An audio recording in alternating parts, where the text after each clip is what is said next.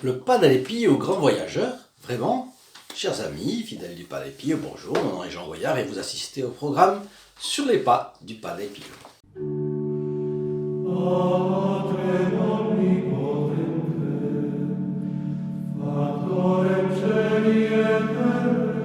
Eh bien, aujourd'hui nous allons commencer par une affirmation. Oui, le Padre Pio était un grand voyageur. Mais je vous vois venir. C'était un capucin. Voyons, un capucin reste dans son couvent. Ah, voilà le problème. Donc, chers amis, vous allez juste vous rappeler que dans la description de cette vidéo, il y a un bouton rouge s'abonner. Je vous incite à le faire si vous ne l'avez pas encore fait. Ensuite, vous avez une clochette qui apparaît dès que vous cliquez sur abonner.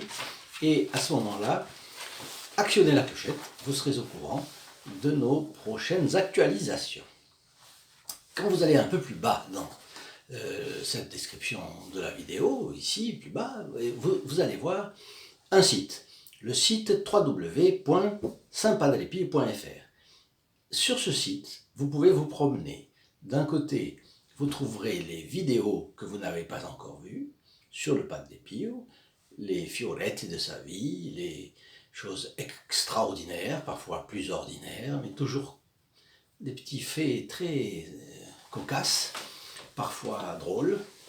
Et puis, vous aurez la possibilité d'accéder à une page concernant la messe du vendredi qui suit votre clic. Donc, par exemple, aujourd'hui nous sommes samedi, et bien le vendredi prochain, dans 6 jours, vous serez dans les intentions de la messe célébrée pour notre programme et ses amis. Voilà. Vous avez enfin la possibilité de vous procurer cette photographie qui est derrière moi du Padre Pio, où l'on voit son regard doux et scrutateur, comme l'a défini quelqu'un, et c'est une description que j'aime beaucoup. Enfin, vous avez la possibilité de laisser vos commentaires. Vous n'êtes pas d'accord avec quelque chose, dites-le. Vous êtes d'accord, dites-le. Vous avez des preuves pour quelque chose pour lequel je n'ai pas de preuves, mettez-les. Tout est intéressant. Nous aurons une interaction de cette façon, ce qui nous permettra de progresser un petit peu plus.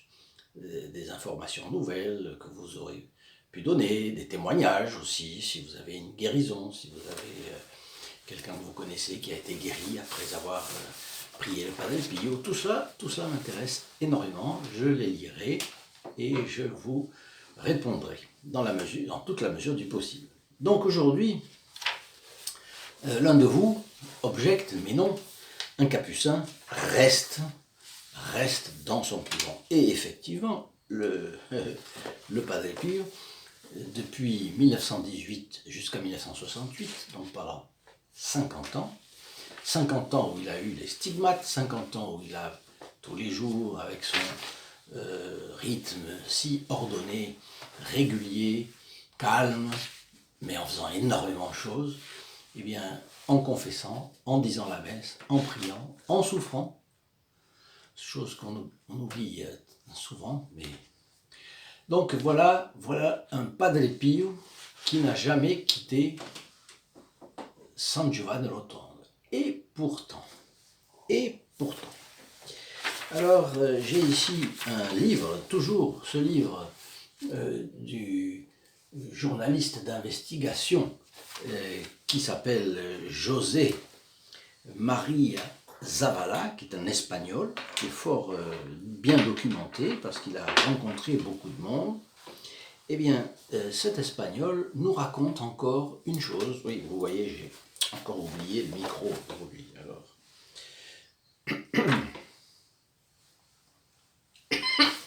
pardon. Eh bien, il nous raconte que le Padre Pio, en réalité, grâce à ce que vous savez, qui est ce qu'on appelle la bilocation, du latin bis, c'est-à-dire deuxième fois, répété, etc., bis, et locatio. Donc, locatio, le lieu, bis, 2 fois. Bilocation, c'est le fait d'être à deux endroits en même temps. En réalité, on s'est rendu compte que la personne qui voyage de cette façon, par exemple le Padre Pio était au chœur avec les autres religieux, capucins, et puis il reste là, et puis pendant la bilocation, il reste immobile comme ça. Et on pense qu'il prie, oui, il prie, il était en train de prier et il continuera à prier, mais pendant ce temps-là, il est emmené par la Providence, comme sur des...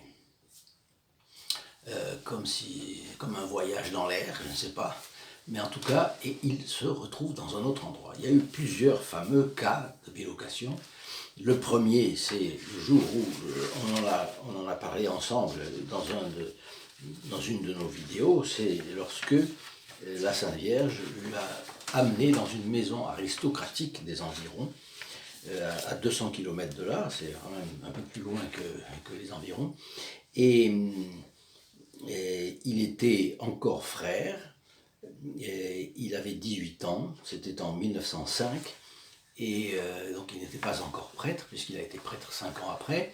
Eh bien, il a été emmené comme ça dans une maison, et la Sainte Vierge lui avait demandé de prendre sous sa responsabilité une certaine Giovanni Risani Boschi, qui était une personne de l'aristocratie. Elle était née ce jour-là, donc il l'avait vue tout bébé, tout nouveau-né, et le même jour où son père décédait. Et puis, en fait, elle était destinée à devenir religieuse, et la Sainte Vierge avait demandé au Padre Pio de s'en occuper, qu'elle était cette religieuse, cette future religieuse, était une jeune fille comme un diamant, mais il faudrait le tailler, c'était un diamant brut, il fallait le tailler, le faster, et c'est ce qu'il a fait. Et c'est ce qu'il a fait, et il l'a conduite jusqu'à sa mort, puisque 2 jours avant sa mort, il lui était apparu également en bilocation. Bon, donc voilà le premier cas absolument incroyable, puisque c'était une bilocation, c'était une succession de 3 bilocations qu'avait fait le Padre Pio, puisque la première fois c'était dans cette maison, la deuxième fois il avait rencontré cette jeune fille à Saint-Pierre de Rome, il l'avait confessé, et la troisième fois lorsqu'elle est venue à San Giovanni Rotondo et qu'elle lui disait que non, qu'il devait se tromper, il devait s'agir d'une autre personne. Elle dit non, mais moi c'est bien vous que je connais depuis vous êtes venu à Rome, vous rappelez-vous, et effectivement elle se rappelait qu'elle était venue à Rome se confesser à la basilique Saint-Pierre. Bon, bref. C'était le premier voyage du Padre Pio. Mais voilà qu'il y en a d'autres. Raison pour laquelle on l'appelle l'infatigable voyageur. Et ça, c'est un des dons les plus surprenants du Padre Pio. C'est une chose rarissime. Un deuxième cas de bilocation extraordinaire, c'est que Don Oriono, un prêtre, en Italie on appelle les prêtres dons, n'est-ce pas? Alors, Don Oriono, canonisé par Jean-Paul II le 16 mai 2004, a assuré au pape Pie XI avoir vu avec ses yeux le Padre Pio à la basilique Saint-Pierre de Rome pendant la béatification de Sainte Thérèse de l'Enfant Jésus. Alors évidemment, vous le saurez, c'est évident, la Sainte Thérèse de l'Enfant Jésus était son saint préféré, si on peut dire comme ça. D'ailleurs, un jour, nous parlerons ensemble des points communs entre Sainte Thérèse de l'Enfant Jésus et le Padre Pio. Mais alors, c'est curieux, pour la canonisation de Sainte Thérèse de l'Enfant Jésus, le Padre Pio était là, à Rome, dans la basilique Saint-Pierre. Bien. Et bien, à ce même moment, on l'avait vu, on le voyait au couvent, à son couvent de San Giovanni Rotondo. Quand Don Orione est canonisé, Saint Don Orione, donc, avait dit au pape Pie XI qu'il avait vu le Padre Pio, et le pape Pie XI savait bien que le Padre Pio était dans son couvent, et le pape a répondu à Don Orione, bon, si c'est vous qui me le dites, alors là, vraiment, je le crois. Donc, on savait que le Padre Pio ne bougeait pas de San Giovanni Rotondo. Mais on savait aussi, dans toute la région du Gargano, c'est-à-dire le mont Gargano, c'est-à-dire là où se trouve Foggia sur les flancs, ensuite San Giovanni Rotondo un peu plus haut. Bon.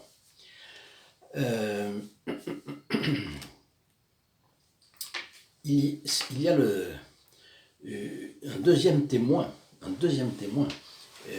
pour dire que le Padre Pio était effectivement à la canonisation de Sainte Thérèse. C'est que un évêque, l'évêque de Salto en Uruguay, Monseigneur Tomás Gregorio Camacho, eh bien, lui aussi a témoigné qu'il avait vu à cette occasion le Padre Pio pour la canonisation de Sainte Thérèse de l'Enfant Jésus. Alors, un jour, une dame qui a écrit beaucoup, qui a fait de la résistance en France, tout en étant polonaise, Maria Winowska, a rencontré une dame, une demoiselle d'ailleurs, qui un jour a demandé au Padre Pio, qui a montré une photo de Sainte Thérèse de l'Enfant Jésus et qui a demandé au Padre Pio de la bénir. Alors ayant la photographie dans la main, le Padre Pio a répondu à la jeune: « Je ne peux pas bénir l'image de cette religieuse parce qu'elle n'est pas encore canonisée. Mais un jour, elle sera élevée à la gloire des autels.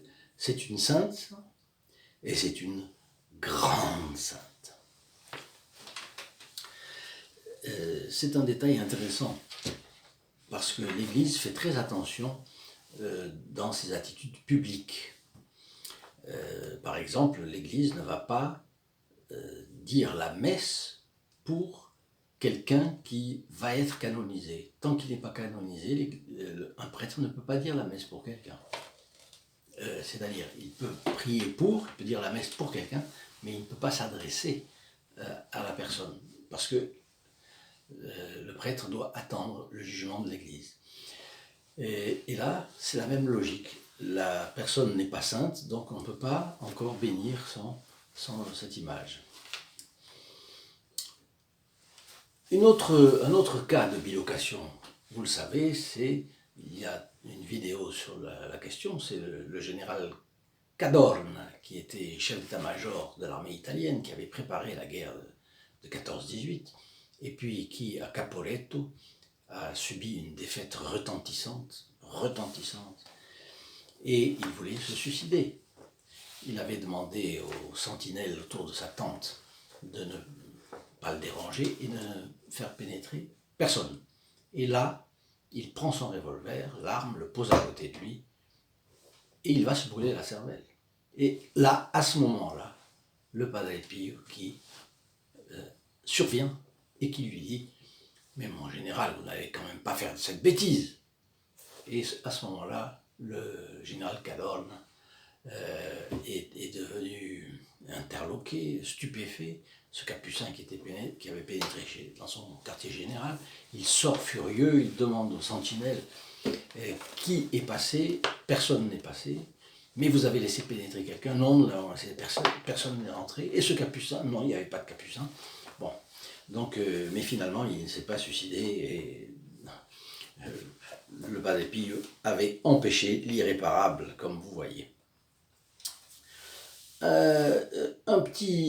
Une petite parenthèse que fait ce journaliste, c'est la chose suivante. Il devinait son charisme de la bilocation, le Padre Pio, en septembre 1915, c'est-à-dire 5 ans après avoir été prêtre, après avoir été ordonné prêtre. Et un jour, il a écrit à une de ses filles spirituelles la chose suivante: « Je me rends compte que c'est une grâce très grande du Seigneur Jésus que le Seigneur Jésus me concède. Il me fait rappeler de qui il veut et de ce qu'il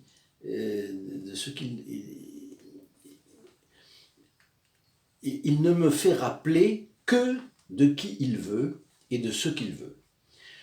Le Seigneur Jésus, de fait, me présente très souvent des personnes que je n'ai jamais rencontrée, dont je n'ai jamais entendu parler, avec l'unique objectif que je prie pour elle. Et il ne se trouve pas de cas où il n'écoute pas mes suppliques. C'est une révélation fort intéressante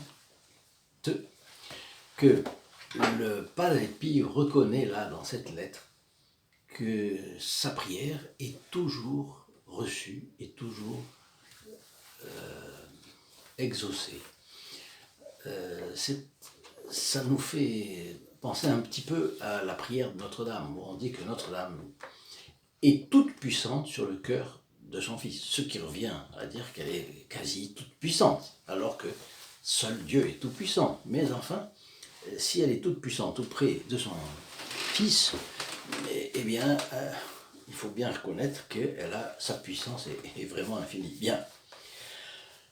Alors, 7 ans après ce fait-là, c'est-à-dire en 1922, on discutait au couvent sur Saint-Antoine de Padoue.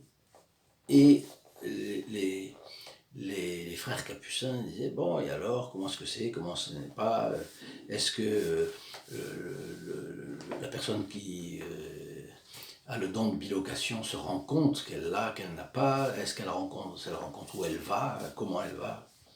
Et le Padre Pio avait répondu, mais oui, bien sûr, les personnes se rendent compte. Vous croyez, par exemple, que s'ils ne savaient pas, ils peuvent ne pas se rendre compte exactement s'ils se déplacent en corps ou en âme. Vous vous rappelez Saint Paul qui disait qu'il avait été enlevé au 7e ciel, est-ce en son corps, est-ce sans son corps, je ne sais, Dieu le sait. Est-ce avec son corps, est-ce sans son corps, Dieu le sait, je ne sais, Dieu le sait. Bien. Eh bien là, il ne sait pas si c'est avec son corps et son âme, ou alors seulement son âme. Mais ils sont pleinement conscients de tout ce qui leur arrive, et ils savent très bien où ils vont, les gens qui ont la bilocation. Donc, on voit très bien que c'est exactement cela. Le Padre Pio se rendrait très bien compte de là où il allait, là où il partait, ce qu'il faisait.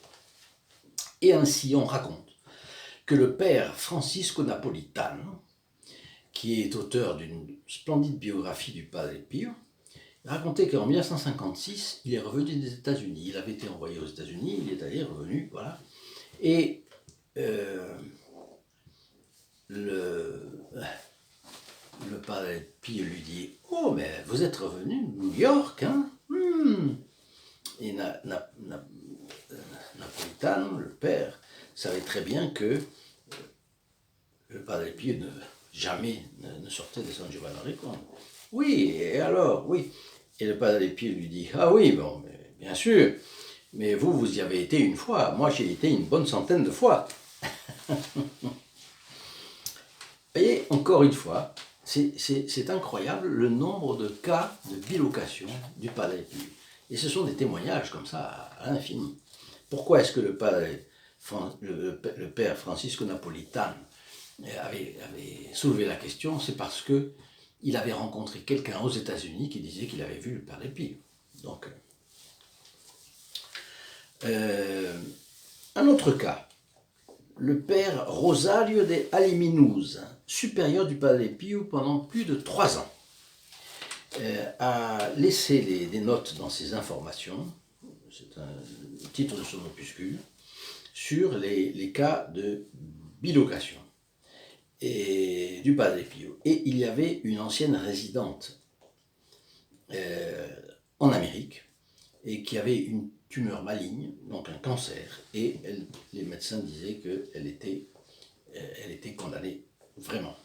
Et un jour, une de ses amies lui a montré une photographie du Padre Pio en lui disant « Ce frère-là pourrait bien vous aider ». C'était la première fois que la balade entendait parler de lui. Et puis, en réalité, un jour, il lui est apparu, en chair et en os, dans sa maison, lui promettant de la guérir si elle se convertissait au catholicisme. Donc on comprend qu'elle était protestante. Bien. Alors la malade a demandé tout de suite à parler avec un prêtre catholique et elle se préparait à embrasser la nouvelle religion. Eh bien, elle s'est préparée, elle s'est confessée, elle a été guérie immédiatement.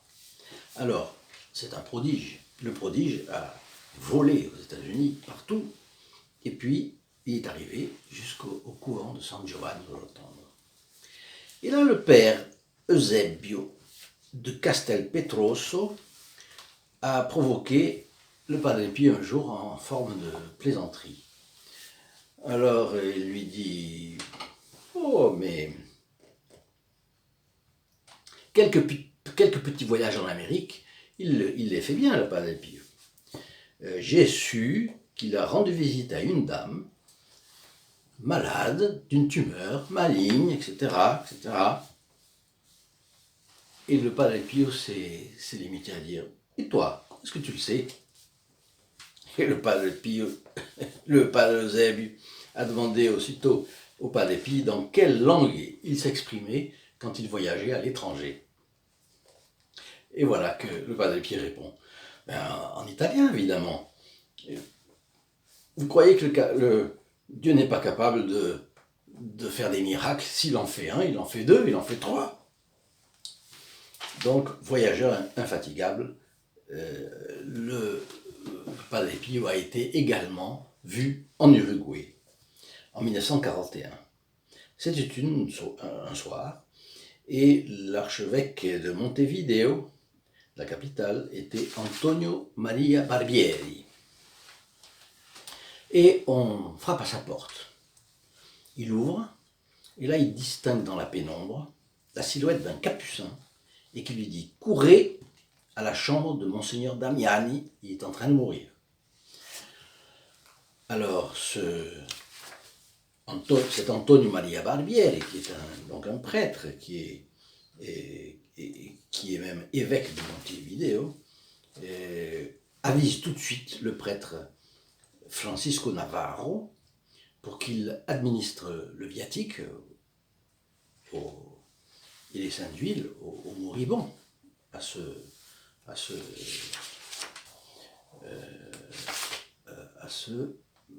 voyons, Monseigneur Damiani.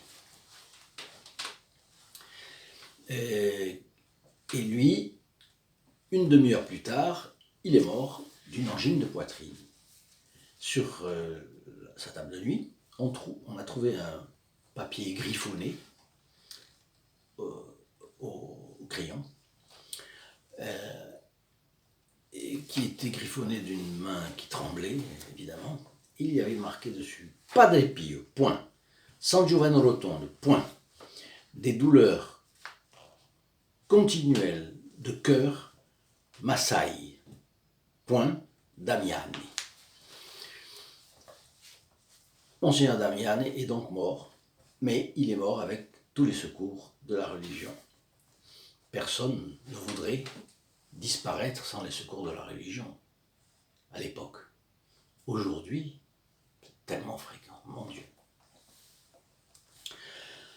Monseigneur Barbieri a gardé dans son portefeuille le petit mot griffonné par Monseigneur Damiani. Et 8 ans après, le 13 avril 1949, pendant une visite à San Giovanni Rotondo, il a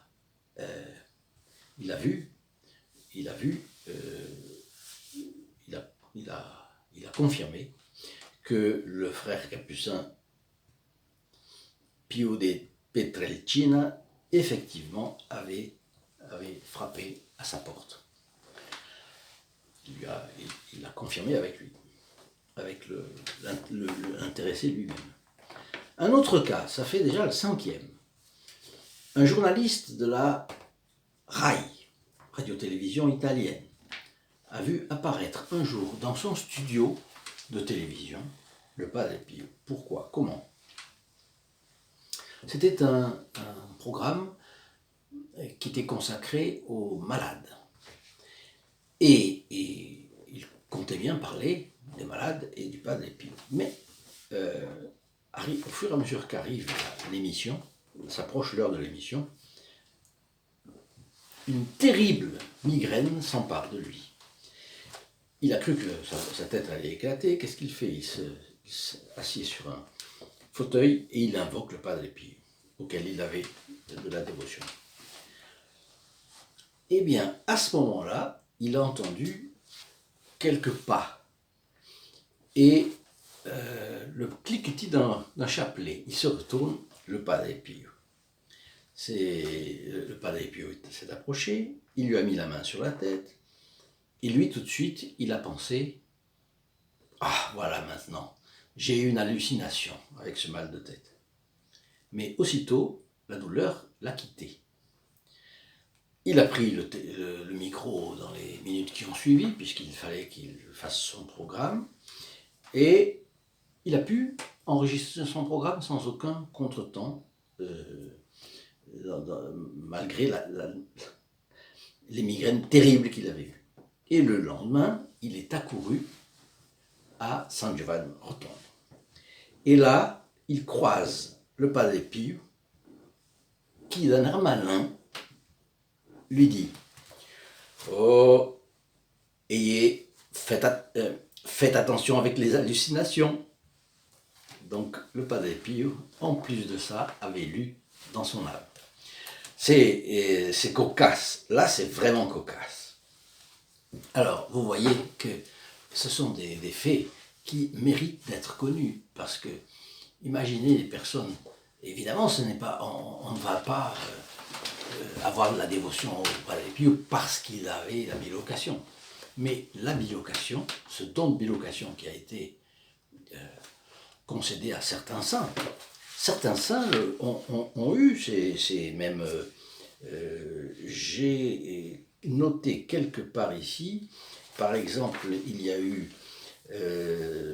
Saint Philippe Néri, Saint Pierre d'Alcantara, Saint Alphonse Marie de Ligorie, le grand moraliste, Saint Antoine de Padoue, Bon, ce sont tous des saints qui ont eu le don de la bilocation. Mais, comme le Padre Pio, franchement, c'est pas un cas par-ci par-là, c'est régulièrement que le Padre Pio se trouvait en deux endroits à la fois. C'est incroyable. Bien.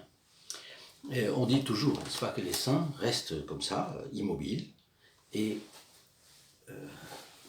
leur âme va là où Dieu le souhaite. Incroyable. Donc, vous voyez que cela vient comme un sceau, le sceau de la providence sur le Padre Pio. Et c'est pourquoi ce don est très intéressant. Bon, ce n'est pas un don donné pour la personne, pour s'amuser, évidemment non. Si c'était ça, Dieu ne le ferait pas. Mais à quelqu'un qui souffrait autant que le Padre Pio souffrait, eh bien, Dieu lui donne, sans crainte qu'il ait qui en tire leur vanité, il lui donne ce don pour prouver aux gens les choses, parce qu'il pourrait très bien guérir sans que le Padre Pio ne se déplace, même en âme. Il pourrait avoir juste une vision en rêve, etc., et être guéri. Mais il se trouve que là, Dieu a voulu que les gens voient le Padre Pio à la canonisation de Sainte Thérèse, que les gens le voient ici ou le voient là, Saint-Pierre de Rome, etc. Voilà, c'est une chose qui est de nature à soutenir la foi dans le Padre Pio de beaucoup de nos semblables. Vous voyez pourquoi je vous demande de ne jamais hésiter à mettre vos commentaires sur ces questions concernant le Padre Pio, mais aussi à propager, c'est-à-dire à partager ces vidéos, les faire connaître à vos amis, à vos réseaux sociaux, Facebook, Instagram, Twitter, LinkedIn, etc. Et puis mettez votre like, faites circuler, faites tout ce que vous pouvez pour propager la dévotion au Padre Pio. Ça, c'est une chose qui vous comblera votre âme, je vous garantis. Faites-le. Chaque fois plus, vous serez joyeux d'avoir fait connaître le Padre Pio à des âmes qui en avaient besoin. Alors, parlons de bilocation. Le père Placido de San Marco in Lamis, Placide de Saint-Marc in Lamis. Saint-Marc in Lamis est une petite ville dans les environs de Foggia, disons. Donc, il se trouve qu'il a eu une expérience vraiment incroyable. Il est rentré à l'hôpital Saint-Sévère, dans un état grave. Et il a demandé qu'on lui amène la communion. Vers 6 heures du matin, la religieuse qui l'accompagnait, parce qu'à ce moment-là, les religieuses, pour les cas graves, étaient présentes. Donc cette religieuse a vu une main posée sur la fenêtre, mais du côté par l'extérieur. Et cette main montrait un orifice au milieu, un orifice par lequel perçait la lumière au milieu de filets de sang. Bon, le père Placide, lui, a reconnu tout de suite la main du Padre Pio, parce que lui, il est, comme tous les capucins, il porte le nom de sa ville, hein, Placide de San Marco in Lamis. Donc, il reconnaît très bien la main du Padre Pio. Et il a vu que le Padre Pio était venu lui rendre visite. Donc, il a communié, mais sa santé ne s'est pas améliorée. Au bout de 3 jours, on le trouve vraiment très malade, et lui, pendant ce temps-là, il voit le Padre Pio calme, serein, souriant. Et c'était minuit cette fois-ci. Et alors, ce capucin fait ses efforts pour saluer le Padre Pio. Il veut se lever, se mettre, s'asseoir sur son lit, etc. Et le Padre Pio lui dit non, restez tranquille, mais vous ne mourrez pas. Et le lendemain, le père Placide s'est senti complètement guéri. Alors il s'est levé de son lit, il s'est habillé, et voilà, il s'est préparé à réintégrer son couvent, ce qu'il a fait, et c'était la stupéfaction de toutes les infirmières, religieuses et des médecins qui étaient là.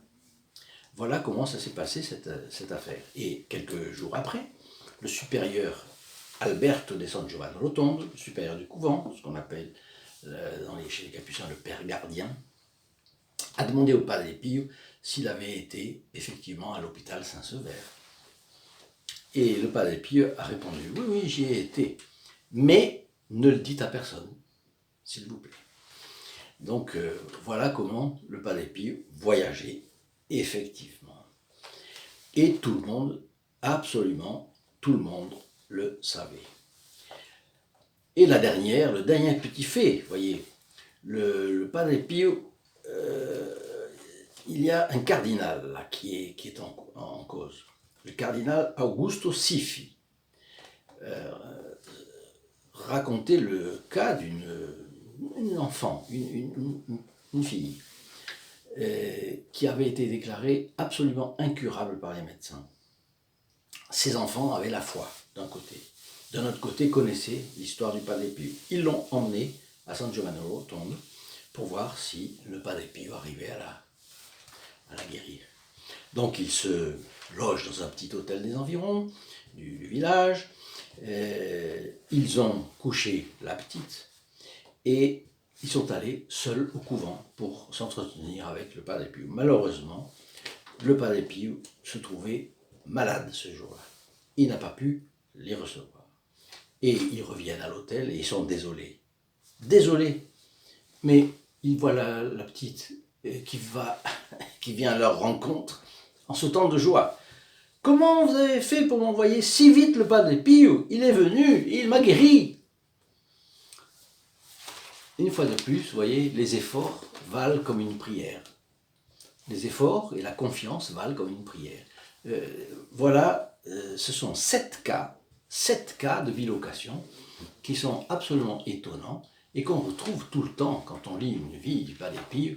On le retrouve à chaque instant, ici, là, raconté, ce sont ceux-là, ce sont d'autres, c'est tout le temps comme ça.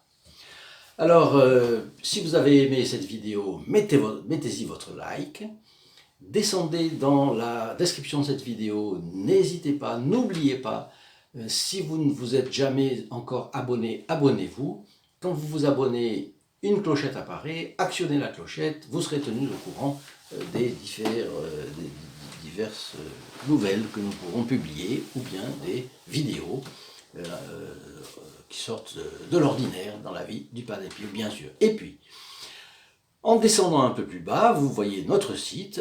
Allez sur notre site, saintpadrepio.fr, commandez la belle photographie du Padre Pio, mettez vos intentions pour la messe de vendredi d'après, le jour où vous remplirez la page, vous verrez, et puis vous pouvez prendre connaissance de ce groupe, le fameux groupe des protégés du Padre Pio, des personnes qui sont spécialement sous sa protection et qui s'intéressent spécialement au Padre Pio.